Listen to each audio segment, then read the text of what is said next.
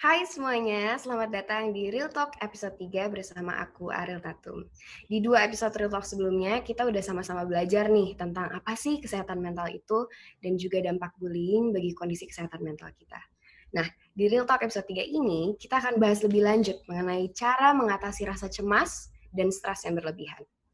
Karena bicara soal cemas dan stres, aku yakin kita semua pasti mengalami semua itu karena situasi yang terjadi dalam kehidupan kita. Dan kalian tenang aja, perasaan cemas dan stres itu sangat normal, apalagi di tengah situasi pandemi seperti ini.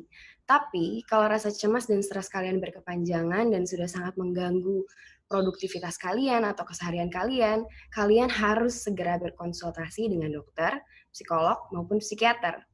Nah, untuk cari tahu lebih lanjut gimana sih cara tahu tentang kapan waktu yang tepat untuk kita harus cari bantuan profesional untuk mengatasi rasa cemas dan stres tersebut, yuk kita langsung bahas dengan ahlinya. Karena seperti biasa, aku nggak sendirian. Udah ada Mbak Erwinda Trisatya. Hai Mbak, Halo, apa kabarnya? alhamdulillah baik. Ariel gimana kabarnya? Aku baik juga, Alhamdulillah. Gimana di Malang? Alhamdulillah. Oke, kalau sekarang sih kita nikmatin tetap stay at home aja ya. Oke, semoga dilindungi selalu ya Mbak ya. Amin, doa yang sama untuk Ariel. Terima kasih. Nah Mbak, kita mulai ngobrol nih. Boleh dong Mbak tolong share ke kita apa sih bedanya stres dan cemas? Oke, jadi kalau stres itu lebih ke reaksi fisiologis tubuh kita terhadap peristiwa yang terjadi secara eksternal. Nah, biasanya stres ini terjadi ketika ada situasi yang tidak sesuai dengan keinginan kita, ataupun individu itu merasanya tuntutan dari luar itu tidak mungkin dia selesaikan. Jadi atau dia tidak punya sumber daya yang cukup untuk menyelesaikan masalah itu. Nah, itu yang disebut dengan stres.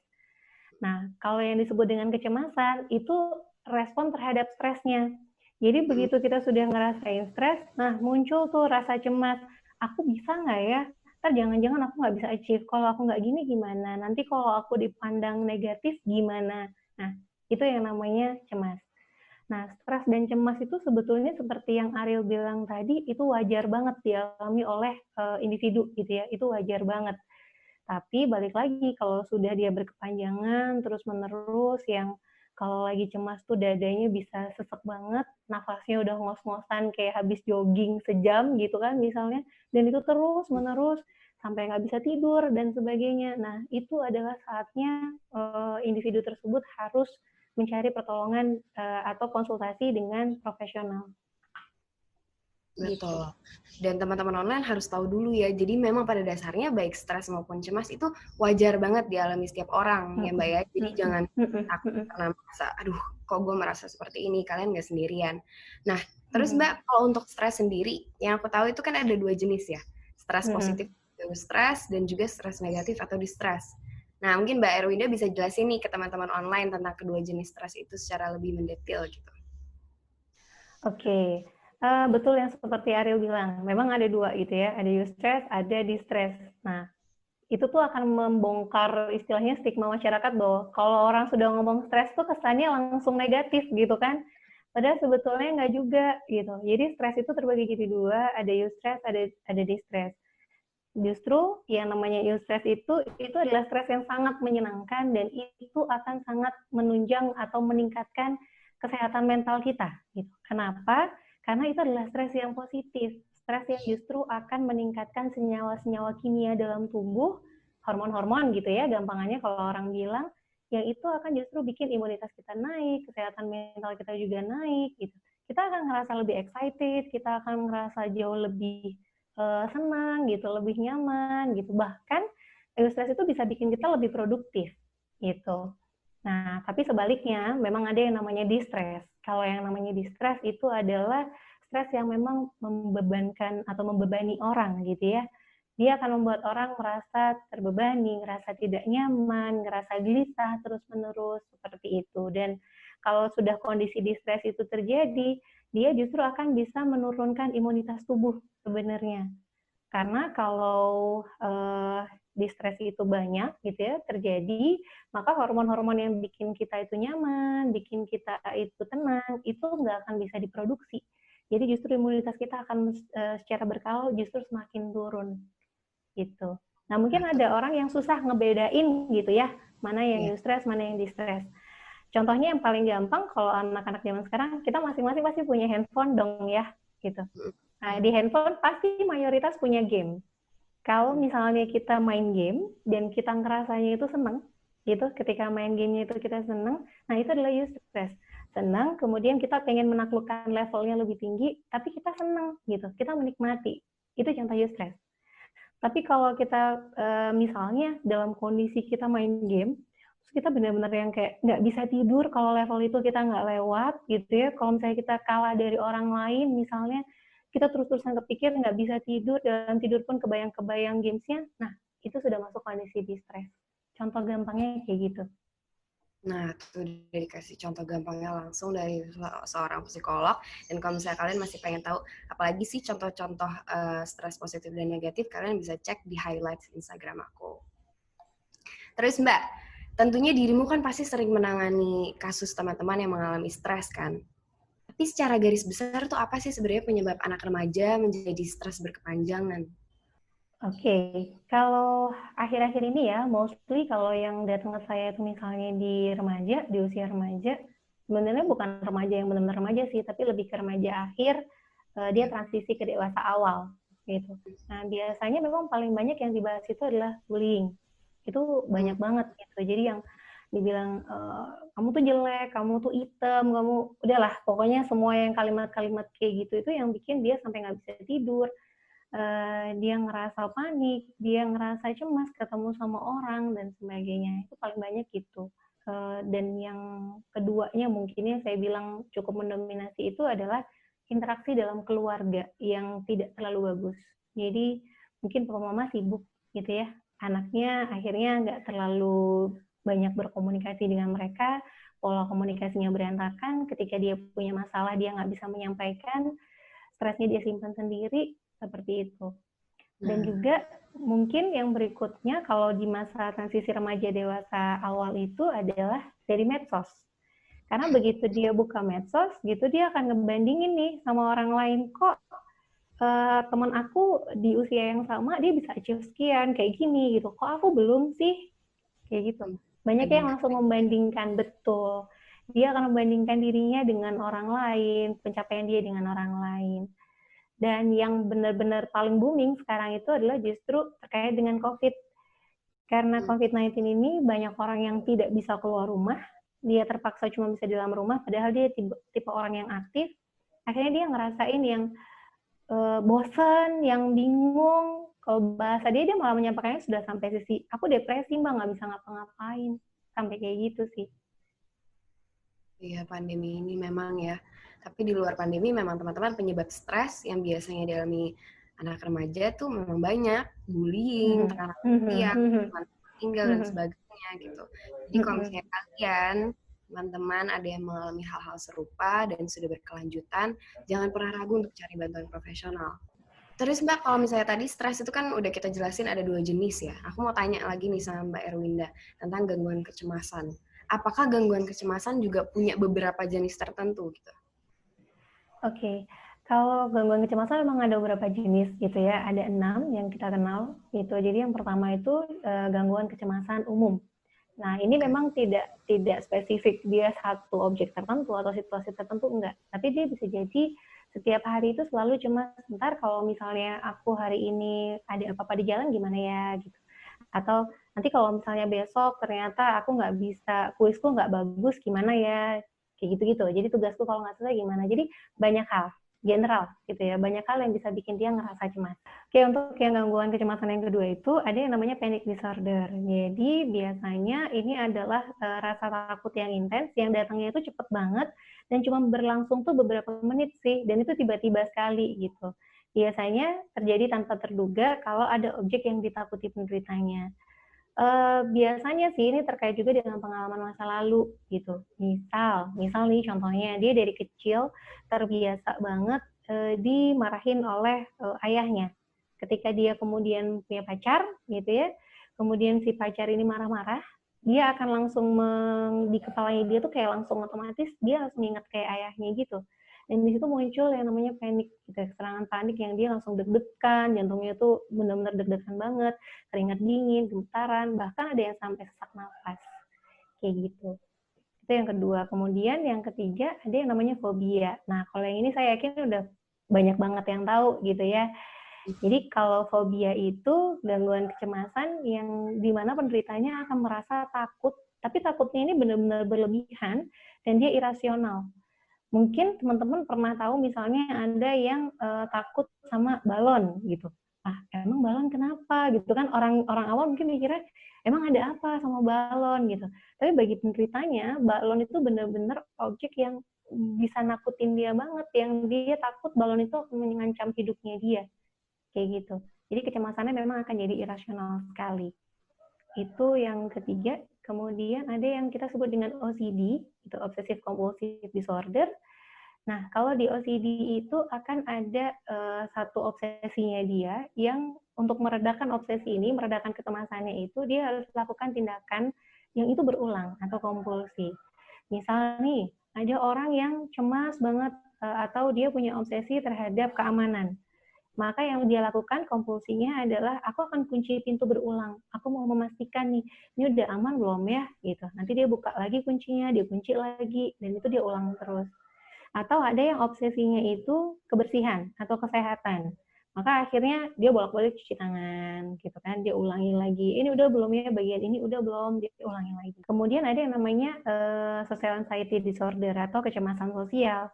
Kalau untuk kecemasan sosial ini mayoritas yang kita temui biasanya hanya pada satu situasi tertentu. Misalnya ada anak kuliah, dia harus presentasi gitu. Nah, ada ketakutan, nanti kalau aku dinilai negatif, gimana waktu presentasi? Nanti kalau misalnya aku dinilainya jelek, gimana? Dan sebagainya. Dia takut. Dan itu juga akan terjadi biasanya kalau misalnya ada orang yang nanya. Mungkin dia bisa menjelaskan gitu, tapi begitu ada yang nanya tuh udah makin gugup ya. Dan kalau kecemasan sosial ini bisa jadi dia akan memburuk gitu ya, bisa jadi saya bilang bisa jadi kemungkinannya bisa memburuk yang membuat dia akhirnya benar-benar, kalau tadi mungkin cuma berdiri di depan orang gitu, tapi akhirnya ada yang kalau ekstrim itu dia sampai kalau misalnya di tengah orang banyak itu dia ketakutan gitu, dia cemas banget di tengah orang banyak tuh dia takut, dia nggak nyaman. Dan ada yang namanya PTSD, post traumatic gitu ya. Jadi post traumatic stress disorder biasanya ini terjadi ketika individu itu pernah mengalami suatu kondisi trauma yang luar biasa. Contoh mungkin yang pernah mengalami tsunami kayak gitu. Jadi bencana-bencana alam atau kecelakaan. Jadi ketika kondisi itu pernah dialami, dia pernah merasa terancam, dia pernah merasakan sakit secara fisik, itu bisa berpotensi besar untuk dia mengalami PTSD. Itu. Jadi ketika kecemasan normal sudah menjadi nggak rasional dan mulai mengganggu keseharian, itu sudah bisa diklasifikasikan sebagai gangguan gitu ya, Mbak? Iya, betul sekali. Jadi umum tadi nomor 1 ya. Tapi itu harus berkepanjangan ya, dalam artian nggak yang kalau kita biasanya mengklasifikasinya dalam 6 bulan. Jadi bukan 1 atau 2 hari. Nah, itu juga berlanjut ke teman-teman, jangan self-diagnose. Kalau misalnya kalian merasa sedang mengganggu, jangan cari-cari di Google sendiri. Carilah bantuan profesional. Terus Mbak, cara menangani gangguan stres dan kecemasan dalam waktu berkepanjangan tuh gimana baiknya kalau menurut Mbak buat teman-teman online kita yang sekiranya lagi mengalami hal demikian gitu? Oke, seperti yang tadi Ariel juga sampaikan, yang paling penting itu memang cari bantuan profesional gitu ya. Orang kita tuh luar biasa pinternya, sampai akhirnya mereka itu terbiasa untuk mendiagnosa diri sendiri loh gitu. Kayak kalau ibaratnya kalau kita sakit kepala aja misalnya, pasti punya obat andalan yang, aduh aku langsung minum aja deh kalau pusing gitu. Padahal belum tentu loh sebetulnya kalau simptom sakit kepala kita itu sesuai dengan menggunakan obat itu. Nah sama gitu ya dengan orang-orang yang mengalami stres dan kecemasan. Jangan lakukan self-diagnose gitu. Akan jauh lebih baik kalau misalnya kita datang, kita temuin atau kita cari bantuan profesional gitu ya, supaya kita tahu sebetulnya penanganan yang tepat buat kita tuh apa sih gitu, yang sesuai buat kita tuh apa. Gimana cara langkah-langkah awal sebelum ke psikolog tuh menurut Mbak tipsnya apa gitu? Kalau misalnya kita butuh untuk ngambil langkah tersebut gitu. Kalau misalnya untuk kita kesehariannya gitu ya, sebelum kita menemui psikolog, itu kita bisa mencoba mencari kegiatan yang menyenangkan. Jadi kalau misalnya selain journaling gitu ya, menuliskan masalahnya apa, bisa lebih Aku jelas. suka journaling. Oke. Nah, itu bagus sebenarnya karena masalahnya jadi bisa terkelihatan banget gitu kan. Jadi kayak oh masalahnya tuh ini loh. Jadi sebenarnya linknya ke sini loh. Harusnya nyari penyelesaiannya di sini. Itu bagus banget gitu. Jadi kalau ibarat kata tuh nggak cuma berhenti di sini aja masalahnya, tapi bisa kelihatan mata banget. Itu lebih mempermudah gitu kan. Atau kita coba bisa cari kegiatan yang menyenangkan supaya emosi kita jadi lebih positif gitu. Kitanya bisa jadi lebih rileks gitu. Atau bisa juga mencari hal-hal yang baru. Karena kalau hal yang baru itu kan bikin kita lebih excited ya. Bikin kita bisa lebih semangat banget, pengen ini, pengen coba ini, coba itu. Ntar kalau misalnya gagal, misalnya, oke coba lagi deh. Gitu. Atau bisa juga mencoba melakukan relaksasi mandiri. Jadi kita coba melakukan relaksasi atau bisa juga melakukan meditasi. Nah, meditasi itu tidak selalu juga harus kita lakukan sendiri. Sometimes kan kalau kita sendiri ya mau meditasi tuh kayaknya ngefokusin pikiran tuh susah banget gitu ya. Nah, itu bisa dibantu dengan ada salah satu platform Relief itu yang dia menyediakan juga layanan untuk meditasi. Jadi kita bakalan dibantu untuk bisa lebih fokus. Ada satu lagi, memang kita harus lebih bijak untuk bisa bermain di medsos gitu. Artinya bukan berarti kita tuh harus stop betul-betul main medsos, enggak gitu ya. Tapi be wise. Jadi ada waktu-waktu tertentu yang bisa kita pakai untuk kita cari informasi di medsos dan sebagainya. Tapi kita harus tahu bahwa oke, ini saatnya kita menyeimbangkan antara kehidupan kita di online dengan yang di offline. Iya, setuju banget aku sama semua yang kamu katakan barusan. Aku ngerasa, kalau aku pribadi ya Mbak, aku melakukan meditasi juga, tapi yang favorit aku adalah journaling sih, karena itu benar-benar sangat membantu aku untuk lebih paham gitu dengan stresor atau hal-hal yang bikin aku stres tuh apa aja. Jadi aku bisa lebih tahu lah trigger-triggernya gitu. Terus aku setuju banget juga sama kamu tadi bilang kita harus batasin waktu kita bermain secara online. Itu benar banget sih, kita harus tahu batasan. Dan ngomong-ngomong tentang hal itu, aku mau kasih tahu ke teman-teman semua bahwa Instagram juga punya fitur yang bisa bantu kita mengatur waktu penggunaan Instagram. Jadi kalian bisa menentukan berapa lama nih dalam sehari waktu yang mau kalian habiskan di Instagram dengan cara mengatur peringatan harian. Jadi kalian bisa buat itu di bagian profil kalian cari tab aktivitas Anda dan pilih setel pengingat harian. Dengan begitu kita semua bisa menggunakan Instagram dengan lebih bijak. Terus Mbak, kalau gangguan stres dan kecemasan itu sebenarnya bisa sembuh nggak sih? Bisa banget. Asalkan memang kita tidak cuma sekedar melakukan self-diagnose gitu ya. Artinya ketika kita sudah benar-benar ngerasa kita merasa stres, kemudian cemas, maka carilah bantuan profesional. Ketika kita datang ke psikolog atau psikiater gitu ya, kita akan dapat diagnosa yang tepat gitu. Oh, ternyata yang kita alami itu yang ini loh gangguannya. Penanganannya nanti akan butuh A, B, C, D, E, kemudian akan butuh berapa kali sesi yang tahapannya itu masing-masing ada gitu ya. Jadi nggak cuma sekedar oh berapa kali ketemu, enggak gitu. Tapi ada tahapan yang harus dia capai. Oke, di tahapan pertama dia harus bisa A.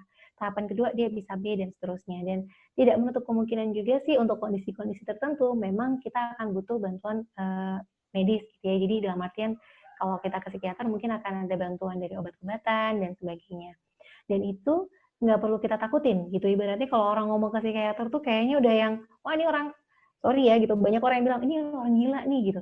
Padahal nggak juga sebenarnya gitu ya. Ke psikiater tuh bukan cuma yang kayak gitu aja, tapi kita akan butuh obat dari mereka yang itu justru akan membantu kita untuk bisa lebih pulih lebih cepat lagi gitu.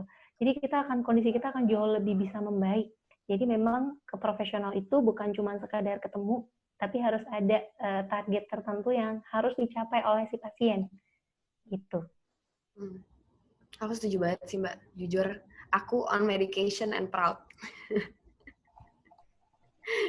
Bukan aku bilang bahwa diri aku nggak bisa berketergantungan dengan obat-obatan yang aku minum setiap hari ya. Cuma aku merasa itu sangat membantu aku untuk lebih produktif dalam keseharian aku gitu, lebih membantu aku untuk punya mood yang lebih stabil gitu. Jadi aku mau ngasih tau aja sih ke teman-teman online, jangan pernah takut dianggap maaf lagi, seperti yang tadi Mbak Erwinda bilang, dianggap gila karena ke psikiater, karena itu salah banget. It's okay, it's very normal, itu bukan hal yang tabu. Kalau misalnya kita sakit fisik bisa ke dokter, kenapa kalau kita ngerasa ada gangguan kesehatan mental nggak bisa ke psikiater atau psikolog gitu. Jadi kalau misalnya aku juga itu membantu banget sih Mbak. Betul banget, Ril. Nah, Mbak, kita juga kemarin sempat tanya nih sama teman-teman online seputar gangguan stres dan kecemasan, terus mereka punya beberapa pertanyaan buat Mbak. Boleh aku baca ini ya? Oke. Oke. Pertanyaan pertama, apakah stres ada tingkatannya seperti ringan atau sampai parahnya itu seperti apa? Oke. Kalau stres itu memang ada tingkatannya. Jadi ada stres yang ringan, ada stres yang sedang, ada stres yang berat. Kalau stres yang ringan itu paling cuma terjadi beberapa waktu tertentu aja. Misalnya kayak mau kuis aja gitu kan. Kalau mahasiswa nih misalnya kayak mau ngadepin kuis atau ujian, itu aja. Tapi cuma sebentar gitu. Itu stres yang sangat ringan. Tapi kalau dia stres yang sedang itu bisa terjadi dalam waktu beberapa minggu gitu. Jadi dia beberapa hari sampai dengan beberapa minggu. Dia ngerasain terus-menerus cemas terus, jadi stres terus-menerus disertai dengan cemas gitu ya. Dia sampai nggak bisa tidur, deg-degannya itu terus-menerus gitu. Nah kalau untuk stres yang berat ini benar-benar sudah merubah hidupnya dia ini jadi lebih luar biasa gitu. Dan biasanya kalau stres yang berat itu bisa lebih dalam lagi dia bisa masuk fase depresi kalau dia sudah sampai yang kayak benar-benar di kamar sendiri, nggak mau keluar, nggak mau ketemu orang dan sebagainya. Itu bentuk yang paling ekstrimnya kayak gitu, Ril. Oke, semoga menjawab ya teman-teman. Kedua nih Mbak, apakah remaja rentan terkena anxiety disorder? Kalau saya bilang remaja rentan atau enggak, saya akan bilang karena itu masa transisi ya. Jadi saya bilang kalau remaja kan memang dia akan banyak peran-peran baru. Kalau yang sebelumnya dia mungkin masih sekolah, dia masih bisa apa ya istilahnya ada yang memberikan kasih sayang lebih perhatian. Tapi begitu dia beranjak ke remaja akhir misalnya, dia sudah harus lebih mandiri, dia harus lebih bisa mengontrol dirinya sendiri, nggak akan ada yang lagi yang ngingetin dan sebagainya. Jadi sebetulnya memang balik lagi sih apakah si remaja ini itu bisa mengelola dirinya atau enggak. Dia harus menyadari bahwa perannya dia sudah mulai berubah. Dia harus lebih bijak gitu. Kita lanjut ke pertanyaan berikutnya ya Mbak. Okay. Bagaimana cara mengelola stres agar tidak terjadi panic attack? Oke. Sebetulnya balik lagi ke ini ya, kalau panic attack itu lebih ke pola pikir kita juga sebenarnya. Karena orang-orang yang panic attack itu terkait dengan sebenarnya personality-nya kita juga. Ada orang yang memang dia terbiasa gampang apa ya, kalau iya gampang panik gitu ya. Jadi kayak gampangnya gini deh, kalau kayak kita mau keluar kota, ada yang ya udah packing baju itu sekenanya. Ada yang kayak gitu. Tapi ada orang yang kalau mau keluar kota itu packing bisa sampai 2 hari karena semua dia harus oke, ini harus bawa A, B, C, D, E karena dia cemas nanti ada yang tertinggal dan sebagainya. Nah, itu ada 2 tipe kepribadian misalnya kayak gitu. Itu juga akan menentukan sih. Nah, ketika dia sadar bahwa dia memang orang yang berpotensi besar untuk mudah merasa cemas ketika ada yang tidak sesuai dengan yang dia mau gitu ya. Dia harus tahu saat-saat di mana dia harus oke, ini aku harus ngambil waktu untuk lebih tenang dulu. Aku harus sadar kondisi emosiku ini seperti apa. Aku harus ngambil waktu untuk aku bisa berpikir dengan lebih jernih. Seperti itu. Kalau saya biasanya ada triknya itu, saya nyebutnya dengan traffic light. Gitu. Oke, kalau traffic light itu kan cuma merah, kuning, sama hijau nih, gitu ya. Jadi ketika kita sudah ngerasa bahwa ini kayaknya aku sudah mulai cemasku udah mulai naik nih, gitu. Kita bisa coba dibayangin gitu ya, keluarin lampu merahnya deh, gitu. Bayangin aja gitu, bayangin lampu merahnya dan sambil kita bilang tuh stop. Oke, stop dulu deh, stop gitu. Tapi jangan bilang jangan ya gitu. Kalau bilangnya jangan cemas, jangan panik gitu. Kita justru akan makin cemas, kita justru akan makin panik. Karena otak kita itu nggak bisa nerima kata jangan. Gitu. Jadi keluarin lampu merahnya, munculin aja kata stopnya gitu. Stop dulu deh, stop gitu. Kemudian kita keluarin lampu kuningnya. Jadi lampu kuning itu take a deep breath, benar-benar ambil nafas panjang, tenangin diri, kemudian coba cek lagi. Faktanya ada nggak sih yang mendukung ketakutan kita gitu? Ada nggak yang mendukung kecemasannya kita? Atau jangan-jangan itu benar-benar cuman kayak kecurigaan kita sendiri loh, nggak ada dasarnya gitu. Jadi coba lihat lagi faktanya gitu. Dan di lampu kuning itu kita juga harus memikirkan, oke, langkah terbaik tuh jadinya kita harus ngapain ya supaya aku bisa menyikapi ini dengan lebih wise. Nah baru deh di situ munculin lampu hijaunya kayak gitu. Jadi gampangannya kayak nginget traffic light gitu loh, Rio. Well, that's a good trick. Semoga teman-teman online bisa mencoba itu. Itu bagus banget, Mbak. Aku suka banget. Aku akan coba itu juga sih. Selanjutnya, apa yang akan terjadi sih jika kita hiraukan stres yang berkepanjangan? Oke, kalau udah stres yang berkepanjangan pasti ada kaitannya juga dengan emosi negatif ya. Kita main analogi sedikit deh gitu. Kalau misalnya katakan ada bola gitu ditaruh di atas air, kan harusnya ngambang. Tapi kalau bola itu kita tekan gitu ya, kita tekan masuk ke dalam air, kalau bola itu kita tekan terus, kira-kira apa yang akan terjadi? Tenggelam.